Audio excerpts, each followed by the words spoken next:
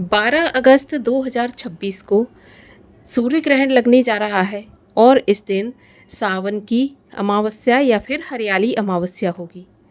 अब सवाल ये है कि क्या ये सूर्य ग्रहण भारत में दिखाई देगा, और अगर दिखाई देगा तो कितने बजे से कितने बजे तक समय रहेगा, सूतक काल कब से कब तक रहेगा, और क्या सूर्य ग्रहण के नियम भारत में मान्य होंगे या नहीं होंगे, क्या क्या सावधानी रखना चाहिए और दान क्या करना चाहिए।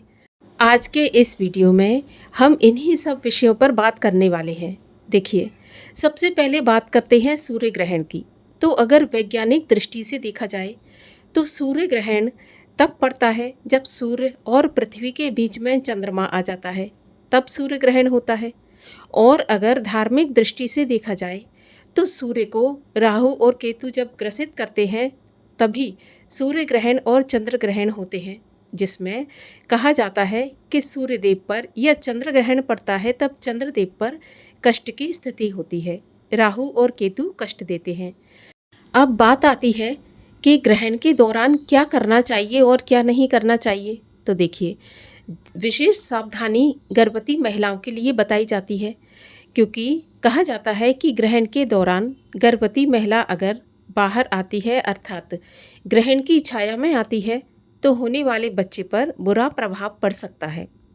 लेकिन ये जो 12 अगस्त को लगने वाला ग्रहण है, ये रात्रि में लगने जा रहा है, अर्थात रात में प्रारंभ होगा और रात में ही ये समाप्त हो जाएगा।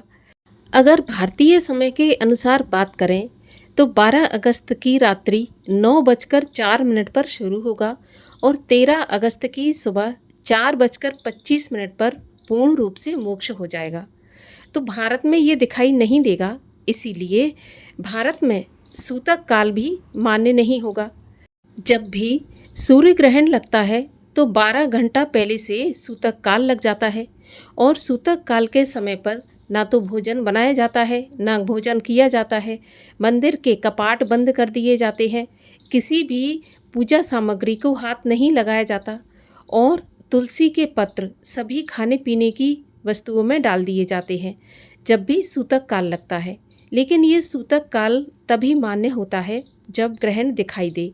अब रात्रि में होने के कारण ये भारत में दिखाई तो देगा नहीं, तो इसीलिए सूतक काल भी यहाँ पर या फिर सूतक के नियम भी यहाँ पर मान्य नहीं होंगे।